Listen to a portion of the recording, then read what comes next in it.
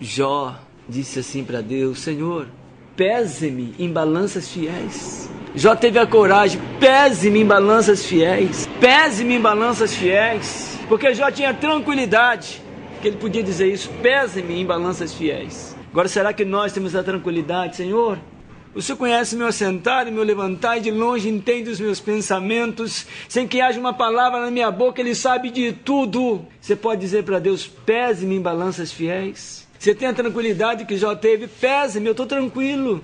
Pois fique sabendo que nós somos pesados sim em balanças fiéis. E a infidelidade do homem é tão grande para com Deus, que a humanidade absurdamente, em uma proporção assim gigantesca, está sendo reprovada pelo próprio Deus. Não é Deus que manda ninguém para a perdição eterna. Ninguém manda ninguém para o inferno. É o homem que vai. É escolha. Como pode? Eu não sei. Como uma pessoa pode não ter prazer em Deus? Sabe por que não tem prazer em Deus? Porque não conhece Deus. É simples. Não ama Deus. Dificilmente você vai ter prazer numa pessoa que você não ama. Por isso que a Escritura diz: não vos embriagueis com vinho em que há contenda, mas enchei-vos do Espírito Santo, salmodiando ao Senhor, cantando ao Senhor, com hinos e cânticos espirituais. Você pode ser cheio do Espírito Santo? Claro que pode ser cheio do Espírito Santo. Agora, você está cheio do Espírito Santo? O que é ser cheio do Espírito Santo? Aliás, quem é o Espírito Santo? É isso que as pessoas... Oh, Espírito Santo, Espírito Santo, Espírito Santo. Eu estou cheio, recebo o Espírito Santo. Eu vejo, receba quem? Se você nem sabe quem é o Espírito Santo. Como eles vão dar uma coisa que eles não conhecem? Quem é o Espírito Santo? Ah, o Espírito Santo é a terceira pessoa da Trindade. Quem te disse isso? Eu volto a perguntar para cada um de nós, para nós não esquecermos mais. E eu só vou falar isso porque Ele está aqui. Porque eu não ousaria tocar no nome dEle se Ele não aquecesse a minha face como Ele aqueceu agora. Eu não sei se é um aquecimento de alegria ou de tristeza. Sabe que eu vou dizer para vocês uma coisa? A maioria que, se este copo simbolizar o vaso, nós somos o vaso. E esse vaso precisa estar cheio do Espírito Santo. Se a maioria que tiver pela metade do Espírito Santo, não seria algo tão ruim. Mas a maioria está menos que na metade. Está que não pulsa. Nós somos o corpo de Cristo. Corpo de Cristo. Acho que as pessoas não entendem isso. Queria saber se as pessoas sabem mesmo quem é o Espírito Santo. Quem é o Espírito Santo? Nós precisamos saber quem é o Espírito Santo. Ah, o Espírito Santo é tão difícil, né? O Espírito Santo é o Espírito Santo. Aí eu te pergunto, quando nós chegarmos no céu, vocês se lembram? Nós vamos ter 2 tronos. O do Pai e Jesus Cristo à sua direita. Onde está o Espírito Santo? Deixou ele existir? Onde está o trono dele? Porque não tem 3 tronos no céu. Se nós falamos que são 3 pessoas distintas. Porque a Escritura diz que são 3 os que testificam no céu: o Pai, a Palavra e o Espírito. E também são 3 os que testificam na terra: a água, o sangue e o Espírito. Por que a palavra não está ali incluída nesta palavra? Vamos abrir lá? 1 João capítulo 5. Eu nem sabia que nós iríamos nesse texto esta noite. Todo aquele que crê que Jesus é o Cristo é nascido de Deus. Todo aquele que crê que Jesus é o Cristo é nascido de Deus. E todo aquele que ama ao que o gerou, também ama ao que dele é nascido. É claro que não está falando do dia que você nasceu, porque senão colocaria toda a humanidade nesse contexto. Está falando, é claro, de um novo nascimento. Está falando em nascer de novo. Não está falando da sua mãe, do seu pai. Está falando, a Bíblia é uma linguagem espiritual. Está falando do novo homem, do novo nascimento. E eu vou dizer uma coisa, mais uma vez. Quem não nasceu de novo não consegue compreender nada a respeito das Escrituras. Para você começar a entender as Escrituras, você precisa nascer de novo. Então, como uma pessoa vai começar a ter um impacto de nascer de novo, se ela não entende nada? Vocês lembram lá do desfibrilador de Deus? Porque a palavra de Deus é viva e eficaz e é mais penetrante de qualquer espada de 2 gumes e penetra até a divisão da alma e do espírito. Pronto. Ela penetrou ali. A pessoa sente um toque, sente uma ressuscitação. Ali ela pode começar a dar ouvido à voz de Deus e começar a nascer de novo. Se ela não deu ouvido, quando a palavra penetrou ali, ela volta ao estado que estava antes, ou seja, morto, e não consegue entender nada. Precisa nascer de novo. Nisto conhecemos que amamos os filhos de Deus, quando amamos a Deus e guardamos os seus mandamentos. Porque esta é a caridade de Deus, que guardemos os seus mandamentos, e os seus mandamentos não são pesados. Porque todo o que é nascido de Deus vence o mundo, e esta é a vitória que vence o mundo, a nossa fé. Todo que é nascido de Deus vence o mundo, e essa é a vitória que vence o mundo, a nossa fé. Sabe por quê? Uma pessoa quando nasce de novo, ele só tem um jeito de viver a partir desse nascimento, pela fé. Ele vai ver e viver coisas que não se veem. Ele vai ouvir e desejar coisas que ninguém ouve, e desejar coisas que ninguém consegue desejar, porque não se veem. Como que um pecador que não nasceu de novo pode ouvir Deus? Como que um pecador que não nasceu de novo pode desejar as coisas de Deus? Como um pecador que não nasceu de novo pode conhecer o que é receber um novo corpo, o que é ter uma nova viva esperança, o que é um novo nome, uma nova cidade? Como um pecador que não nasceu de novo pode desejar participar das bodas do Cordeiro? Como? Como um pecador que não nasceu de novo pode desejar amar Jesus? Como? Ele não entende. Essas coisas eles não conseguem discernir, porque eles não nasceram de novo, e o que é nascido da carne é carne. E o que é nascido do Espírito é Espírito. Há um tempo para todas as coisas. Foi o que eu falei. Inclusive um templo para nascer de novo, virando o templo do Espírito Santo. Oh, aleluia! Meu Deus! Olha só, a fidelidade de Deus é enorme, o Senhor é bom, a misericórdia dele dura para sempre. Só uma coisa que os homens esquecem: os homens não duram para sempre. E quando você parte desse mundo sem Deus, acabou a misericórdia de Deus para você. Ela continua durando para sempre, mas você tem um fim por causa do pecado, porque o salário do pecado é a morte. Por isso a Escritura diz que o pecado da carne foi condenado na carne, Romanos capítulo 8. O Senhor diz que ele condenou o pecado da carne na carne, por isso a sua carne é condenada. A sua carne está condenada à morte, inclusive a carne dos santos. Todas as carnes de todos os homens estão condenadas à morte. Por isso que a Escritura diz que carne e sangue não herdam o reino de Deus. Oh, aleluia! Nem corrupção herda a incorrupção. Se você está habitando um corpo que você sabe que é condenado à morte, porque você não valoriza o corpo que você sabe que é bem-aventurado para a vida, eu não consigo entender. Eu não consigo entender a escolha péssima que os homens fazem. Eu não consigo entender. Isso é loucura. Deixa eu dizer de novo, no poder do Espírito Santo: você vai morrer. Lívia, você vai morrer. E eu posso dizer: não tem problema, eu já estou morto. Paulo diz que ele desejava se despir desse corpo, desejava se livrar do corpo desta morte. Ele diz assim: ó miserável homem que sou, quem me livrará do corpo desta morte? Sabe por quê? O bem que eu desejo fazer, eu não consigo, mas o mal que eu não desejo está sempre presente. Eu não consigo entender um filho de Deus que não queira ser revestido do homem celestial. Eu não consigo entender um filho de Deus que não queira dizer Maranata. Maranata! Eu não consigo entender um filho de Deus que consiga dizer: quer que Jesus volte? Sim, mas agora não. Eu preciso fazer tantas coisas antes. Sabe que Jesus, o Pai, chamou uma porção de pessoas, aliás, 3 grupos de pessoas para as bodas.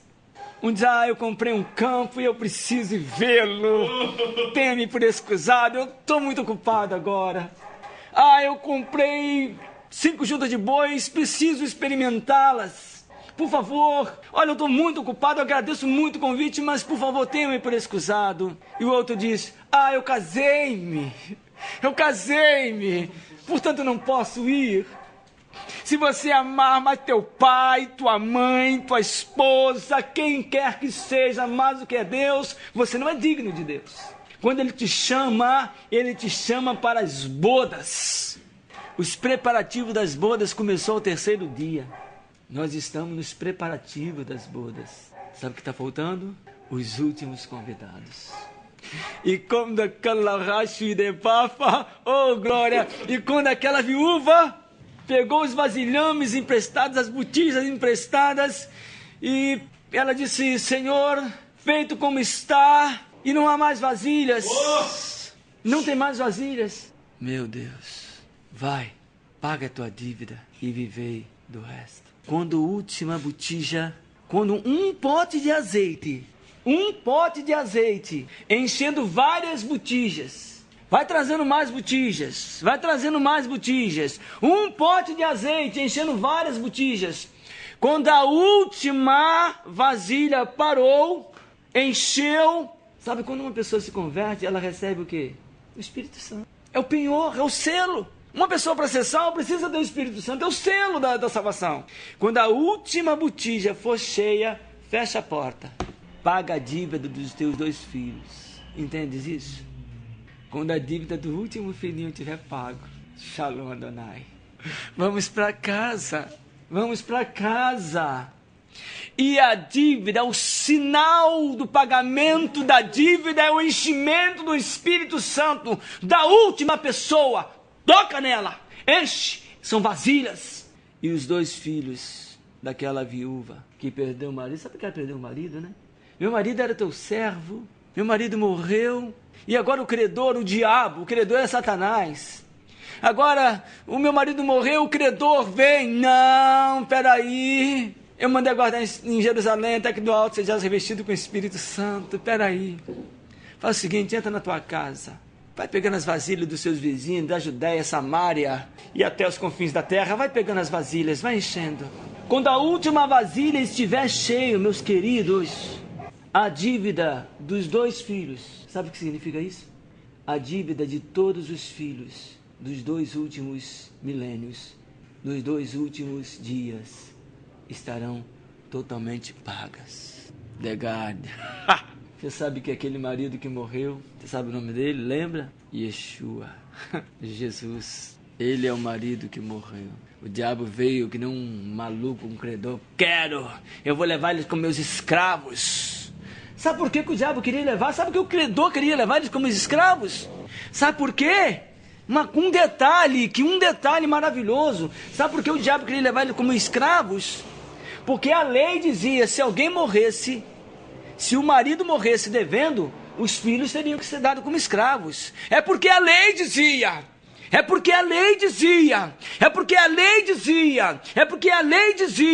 que todos os que estavam debaixo da lei eram escravos. Por isso, e conhecereis a verdade, e a verdade vos libertará. Cristo, a verdade, subiu ao céu, mas eu vou descer o Espírito Santo sobre vós. Aí estavam todos reunidos no mesmo lugar, como aquela viúva na casa dela. Sabe, aquela viúva não estava no templo de Jerusalém, ela estava na casa dela. A Escritura, desde o Antigo Testamento, o próprio Salomão, quando edificou o templo, o próprio Salomão, que edificou aquele templo maravilhoso, e vários palácios depois, casa para as suas esposas. Salomão teve 1.700 mulheres e 300 concubinas. 1.000 mulheres Salomão teve. E queria fazer gracinha para todas.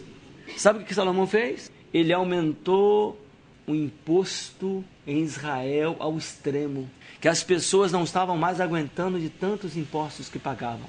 Salomão. E o próprio Salomão, quando ele era mais novo, quando ele tinha mais um pouco de juízo, que depois ele ficou meio desajuizado, ele disse assim: olha, eu edifiquei este templo, mas o Altíssimo não habita aí. Salomão. E as pessoas vão dizer que isso é coisa da agora. O próprio Salomão disse: Deus não habita em templos feitos por mãos de homens. Então, quando o Espírito Santo veio naquela casa pega as vasilhas emprestadas, veio na casa. E aí, eles estavam, cerca de 120 discípulos, reunidos em uma casa em Jerusalém, justamente em Pentecostes. Aí veio um som. Aleluia! Veio um som. Você sabe o que é um som? Como de um vento impetuoso. E encheu a casa, toda a casa em que estavam reunidos. Não foi um vento, foi um som. Um som como de um vento. Não foi vento, foi um som. Sabe por quê? O vento sopra onde quer. E ouves o som, a tua voz. Não sabe de onde vens, nem para onde vais. Assim é todo aquele que é nascido do Espírito. Mas você é mestre em Israel, Nicodemos, e não sabe dessas coisas? Para você ser cheio do Espírito Santo, você precisa ouvir um som, uma voz. Você precisa... Aqui. Não há como ser cheio do Espírito Santo se você não consegue ouvir a voz de Deus. E o Senhor disse aos profetas, eles têm ouvidos, mas eles não ouvem. Eles têm olhos, mas eles não veem. Porque você não consegue ouvir com o ouvido carnal, nem com os olhos carnais. Você ouvir agora a voz do Espírito Santo tem que ser com o ouvido de dentro, o ouvido espiritual. Se você não ouvir a voz do Espírito Santo, você também não pode nascer de novo. Não tem como você ter nascido de novo ainda. Porque ele é exatamente um som, ele é a voz. E encheu toda a casa em que estavam reunidos e foram cheios do Espírito Santo. Cheios. Aí as pessoas dizem, eu quero receber o poder do Espírito Santo, o batismo. Você ouviu o som? Você ouviu o som? Você viu o som? Eu quero um som, o som do Espírito. Sabe o que é isso? Som, a voz de Deus. Quem não consegue ouvir a voz de Deus ainda não nasceu de novo. Sabe, eu senti o Senhor chorando, porque Ele disse, esse povo, eu digo no geral, eles têm prazer em se achegar a mim. Como um povo que pratica a justiça, eles perguntam a Deus pelos seus direitos. Senhor, porque nós celebramos o Teu nome, nós cantamos o Teu nome, nós vamos na congregação, nós jejuamos, nós oramos. Por que o Senhor não nos ouve? E Ele dá a resposta. Porque quando vocês fazem isto, não é para mim, é para vocês mesmos. Quer saber a diferença? Quando você faz para você e você faz para Deus. Quando você vai fazer para Deus, você tem sede, fome de Deus. Quando você vai fazer você quer ser cada vez mais salvo, não mais santo. Você quer estar cada vez mais seguro, não mais puro. É diferente. É diferente. As pessoas fazem escolhas erradas, totalmente erradas. E eu sei que elas não vão subir no arrebatamento, porque o meu amigo diz que não vão subir no arrebatamento. A Escritura diz que elas não vão subir no arrebatamento. Jesus já disse que elas vão ser trituradas pelo anticristo aqui, e nem assim elas ouvem a voz. Qual o seu maior prazer? Meu maior prazer é estar em tua presença. Mas aí a gente canta, a maioria das pessoas canta, mas isso não é verdade. Está mentindo para Deus. Porque o maior prazer é que o culto termine para ele fazer outra coisa. Sabe, eu quero fazer outra coisa, isso está muito chato. Eu estou ali porque eu preciso ser salvo. Não, eu estou aqui como Abel esteve lá no princípio. Abel foi lá. Vocês estão lembrados, não? Eu estou aqui porque eu sei que meu Deus está aqui, eu tenho um prazer. É o culto da fé, ver o invisível. Abel estava vendo o invisível. Eu estou aqui tendo o maior prazer, eu não quero sair daqui. Por isso a Escritura diz, não se apressem em sair da minha presença. Não se apressem em sair da minha presença. E eu vejo as pessoas olhando no relógio, que horas vai acabar? E outras dizendo, tomara que não acabe nunca, porque está muito bom esse local aqui. E esse não é outro lugar senão a casa de Deus. E a casa de Deus é a porta dos céus. Vocês sabem que a casa de Deus, a igreja, é a porta dos céus? Você não entra nos céus se você não entrar pela igreja. Para que agora, pela igreja, a multiforme sabedoria de Deus seja conhecida dos principados e potestades, com a excelência, a grandeza do teu poder em nós. Meu maior prazer. Então eu fico perguntando, você conhece alguém assim que tem o maior prazer dele a Deus? Me diga, se você conhece um amigo seu que não seja um líder que ganhe para fazer aquilo. Não vale líder que ganha para fazer aquilo, porque não dá para distinguir se ele está ali pelo prazer, pela obrigação, pelo compromisso. Não vale também uma pessoa que quer ir para o céu. Não vale também uma pessoa que tem medo de ir para o inferno. Eu quero saber se você conhece uma pessoa que tem prazer em Jesus só porque ele é Jesus, o Filho de Deus. Tem prazer no Senhor porque ele é Rei dos Reis. O prazer nele. O meu maior prazer está nele. Por quê? Porque é por ele. É por causa disso. Não quero saber do céu. O meu prazer é Jesus. Incondicionalmente. Agora, seja sincero, você conhece alguém que tem esse perfil? Você pode olhar para aquela pessoa e dizer, o maior prazer daquela pessoa é o Senhor. O prazer tem que ser o Senhor. Sabe por quê? Há uma troca maravilhosa de amores. Você tem prazer em Deus? Ele tem prazer em você. Ele tem prazer em você, você tem prazer nele. E aí, o que você pediu ao Pai, Ele faz por tua causa. Deus move céu e terra por aqueles que nele confiam. E parece que a gente grita, eu tô de candalavasui. Ou sabe o que acontece? Tocamos flauta na praça e ninguém dança. Eu me sinto assim. Toco flauta e ninguém está nem aí. Cantamos lamentações e não choram, porque não ouviram a voz do amado. Ele aí, a voz, meu amado, que já vem saltando sobre os montes. Eu vou para casa estar comigo. Eu não quero chegar no céu, eu não quero ver céu, eu não quero ver Nova Jerusalém, eu não quero ver anjo, eu não quero ver nada. Eu não quero ver nada. Eu quero chegar no céu, dar um abraço nos dois, agarrar no pescoço de cada um, jogar no... Eu quero, e eu vou fazer isso em nome do meu Senhor. Porque quem somos nós? Quem somos nós para o Senhor nos escolher? Você já imaginou? Quem somos nós? Pecadores. Ele nos amou e morreu por nós. Amém. Ele está falando aqui. Você está ouvindo a voz de Deus? Será que isso é loucura? Sabe o que é loucura? Sabe o que é um culto racional? O culto racional que Paulo fala em Romanos capítulo 12, não é o culto racional que vocês aprendem com a vida secular, que nós aprendemos na escola, nas universidades. Não. O culto racional de Deus. Aliás, você sabe quem fez o primeiro culto racional? Você sabe onde na Escritura foi realizado o primeiro culto racional? Que loucura, o primeiro culto racional! Tem o primeiro culto racional nas Escrituras. Quem estabeleceu o primeiro culto racional? Quem estabeleceu o primeiro culto racional? Jesus. Como? Lá no Éden, lá, quando ele sacrificou o cordeiro. Isso. Aleluia! Adão e Eva se despiram da glória de Deus e se vestiram das coisas mundanas. E novamente nós dizemos, Apocalipse capítulo 3, aconselho-te, Jesus dizendo, aconselho-te que de mim compre vestes brancas para que te vistas e não apareça a vergonha da tua nudez. Você está nu? O Senhor diz que todo aquele que está em pecado está nu. E esta foi a nudez de Adão e Eva.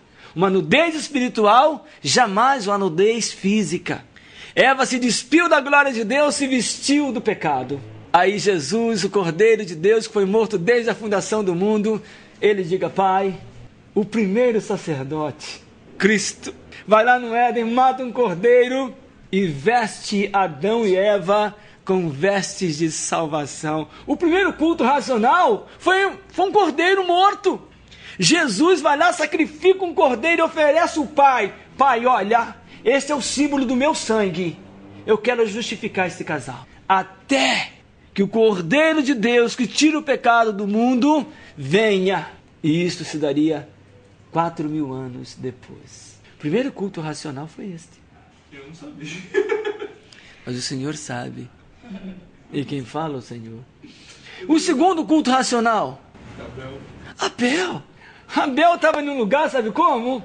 Vendo Deus, olhando, desejando a glória de Deus, suspirando Deus, sentindo Deus, e Caim estava ali, doido para ir embora. Detalhe, todos os dois aprenderam com o mesmo pai e com a mesma mãe.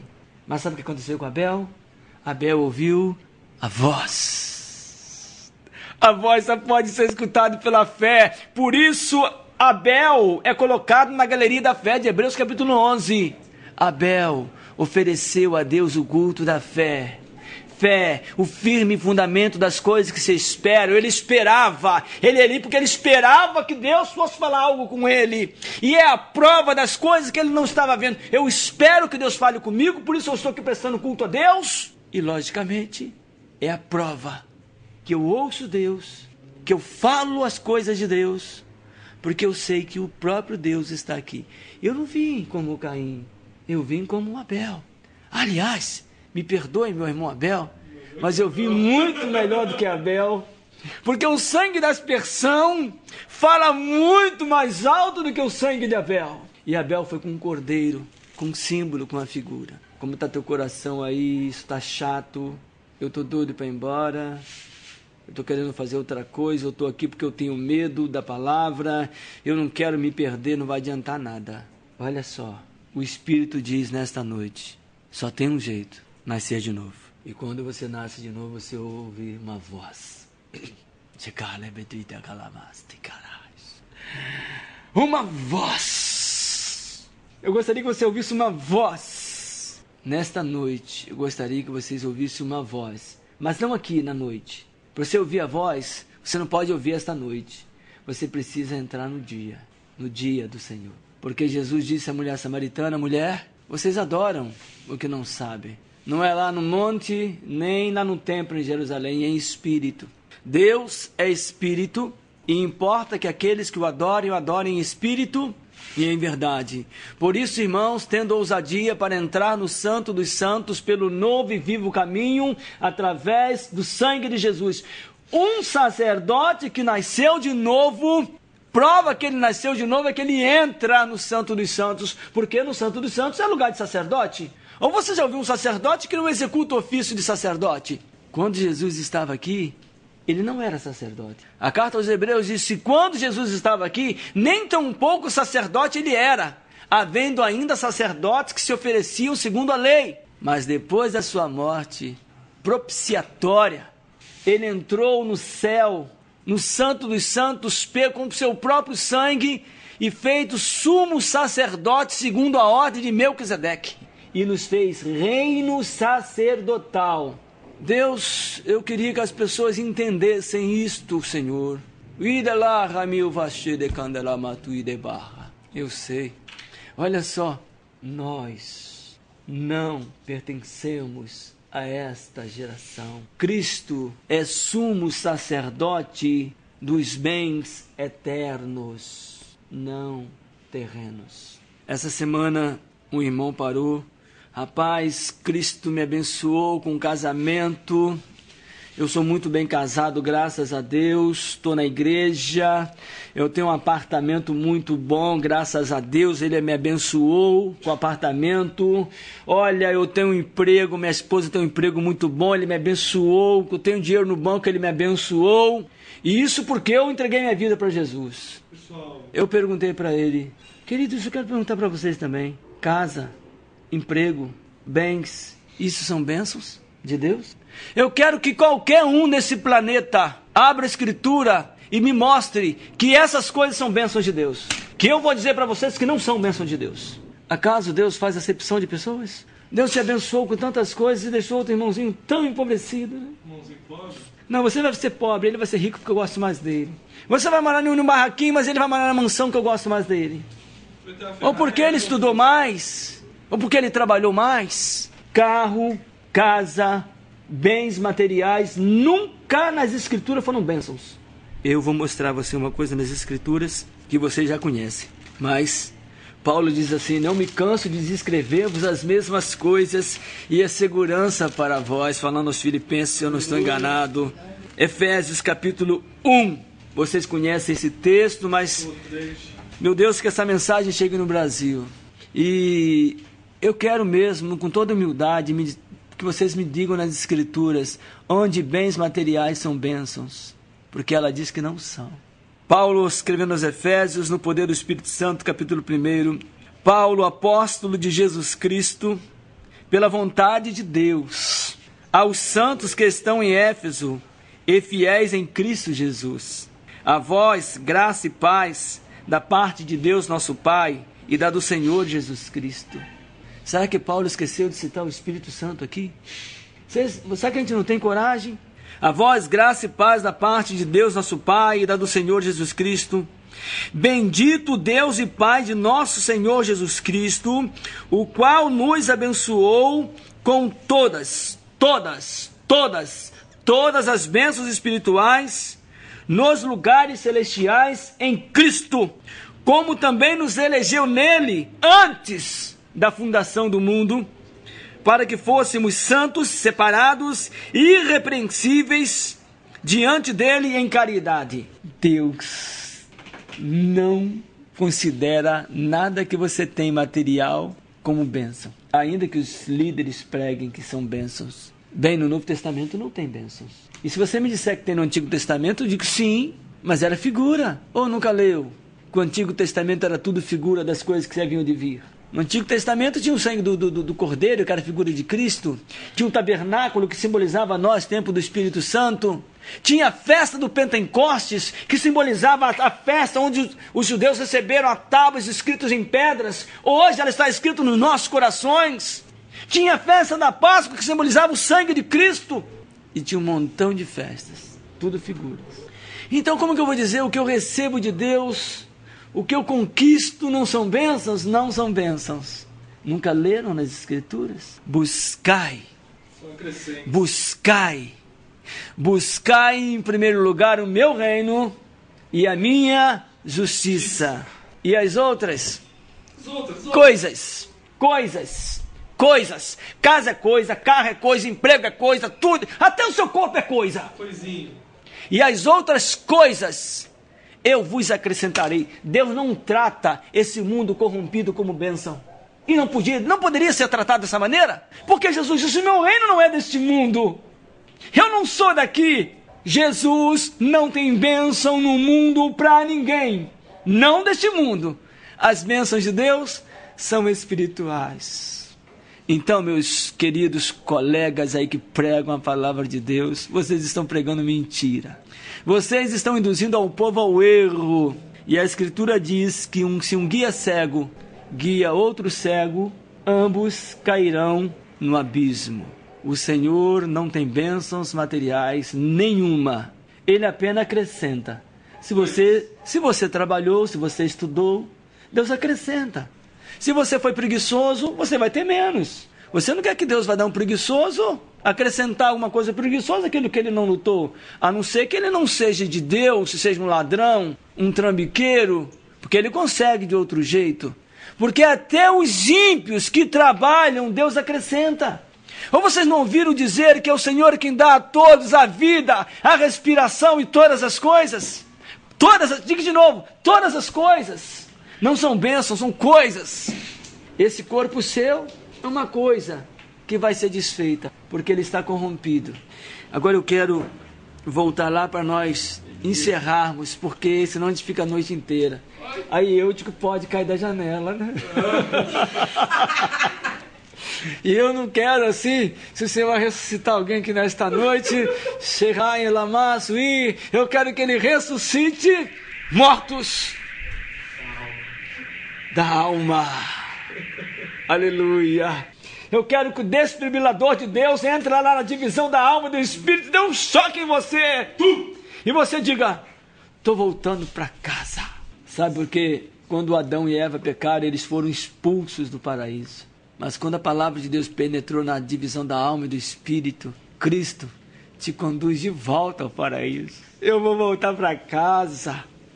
Mas antes, um abração lá no Senhor. Por isso que ele diz no Apocalipse, aquele que venceu da lei de comer da árvore da vida que está no meio do paraíso de Deus. Ninguém tocou na árvore, botou o homem para fora. Olha, o pecador que não entra não. Isso aqui é só para os meus filhos. Quem são seus filhos? Todos pecaram. Mas eu já preparei um plano maravilhoso. Porém, inimizade entre ti e a mulher, entre a tua semente e a sua semente. Você vai ferir o calcanhar dele, mas ele vai te ferir a tua cabeça. A vitória de Cristo sobre Satanás nos dá direito a entrarmos de volta e comermos da árvore da vida. Aleluia. estou voltando para casa. Estou voltando para casa, sabe por quê? Porque eu fui eleito nele antes da fundação do mundo. Eu vim de lá. Eu já existi antes de existir. Eu já fui salvo antes de nascer. Eu já fui conhecido quando ninguém me conhecia. Como? Culto racional de Deus. E já estou lá mesmo estando aqui. Culto racional de Deus não é o culto racional do homem. Culto racional de Deus é totalmente diferente do nosso. 1 João capítulo 5, vamos voltar no texto, 1 João capítulo 5, a partir do versículo 4. Porque todo o que é nascido de Deus vence o mundo. E essa é a vitória que vence o mundo, a nossa fé. Olha só, quem é nascido de Deus vive pela fé. Ele vê Deus, ele ouve Deus, ele pensa nas coisas de Deus, ele busca as coisas de Deus mais do que qualquer outra coisa. Paulo, escrevendo aos Colossenses, fala sobre isso também. Se já ressuscitasse com Cristo, pensai nas coisas de cima, onde Cristo está sentado à destra de Deus. Buscai as coisas que são de cima e não as que são da terra. O meu tesouro está no céu. Então essa é a vitória, a nossa fé. Quem é que vence o mundo, senão aquele que crê que Jesus é o Filho de Deus? Este é aquele que veio por água e sangue, isto é, Jesus Cristo. Não só por água, mas por água e por sangue. E o Espírito é o que testifica, porque o Espírito é a verdade. Porque 3 são os que testificam no céu: o Pai, a Palavra e o Espírito Santo. Esses 3 são um. E 3 são os que testificam na terra: o Espírito, letra maiúscula, e a água e o sangue. Esses 3 concordam num. Eu queria parar aqui e perguntar mais uma vez para vocês. E no dia de Pentecostes, será que as pessoas não entendem isso, meu Deus? Por que o Espírito Santo vem em Pentecostes? Não entenderam até hoje. Eu não consigo entender como tem igreja pentecostal. Eu não sei como conseguiram dar esse nome a uma igreja. Igreja Assembleia Pentecostal. Pentecostes é a cara deles na realidade. A igreja pentecostal é a cara de Pentecostes. Porque em Pentecostes a lei era escrita em tábuas de pedra. E isto simbolizava Pentecostes. Em Pentecostes eles tinham que ir ao templo. E isto é a cara dos pentecostais. Em Pentecostes eles tinham que ter sacerdotes que conduzissem ele a Deus. E esta é a cara dos pentecostais. Por isso o nome pentecostal. Agora a igreja de Jesus, como diz um conhecido, como segurar este povo? Ele é como o vento sopra onde quer e ouves a sua voz. Essa é a igreja de Jesus. Não sabe de onde vens nem para onde vai. Sabe, quando os judeus eles começaram ali, os convertidos, começaram em Jerusalém, a igreja começou a gostar muito dali, o Senhor permitiu que viesse a perseguição. Está muito bom aqui, mas espalhou, por isso nós ouvimos o Evangelho, as boas novas. A igreja de Jesus se chama 2 ou 3 reunidas no meu nome. As instituições é um monte de gente nesses tempos de pedra que não vale mais, que a Bíblia chama, e me perdoem a expressão, queridos, vocês que estão ouvindo aí na internet, as estruturas de pedra. Eu vou mostrar para vocês as escrituras porque não tem outro nome. Talvez vocês fiquem até zangados, mas leiam a Bíblia. O único nome para a escritura, que a escritura dá templos feitos de pedra, quando o Senhor escreve as cartas às igrejas no Apocalipse, só tem um nome: sinagoga de Satanás.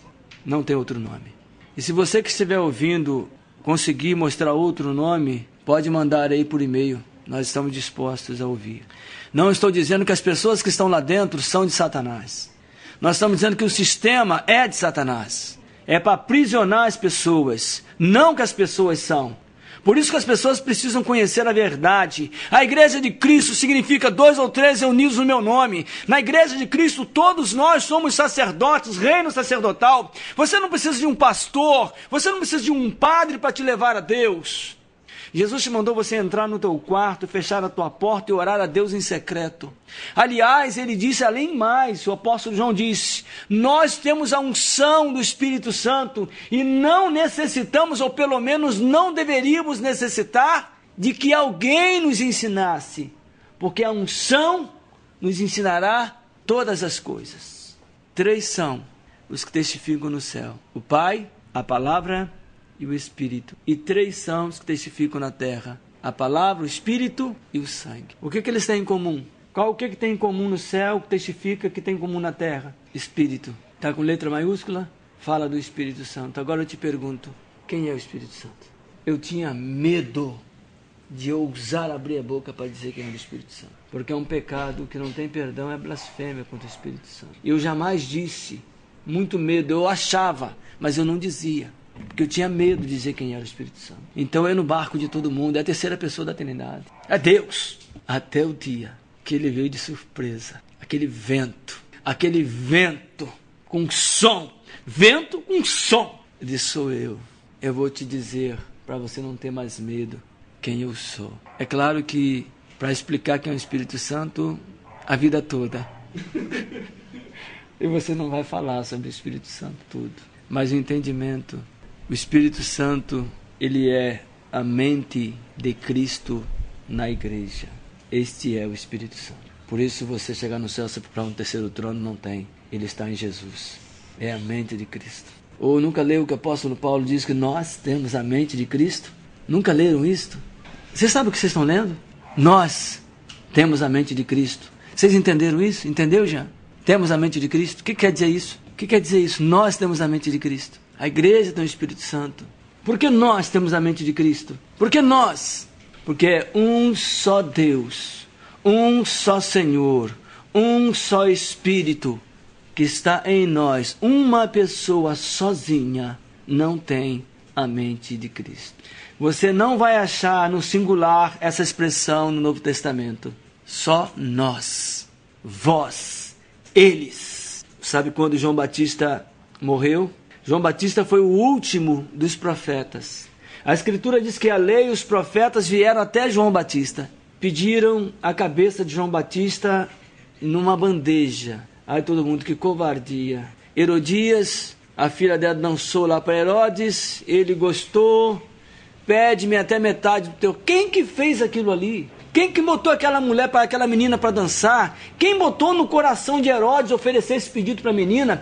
Quem botou no coração de Herodias pedir a cabeça de João Batista? Eu vou dizer quem fez isso. Deus.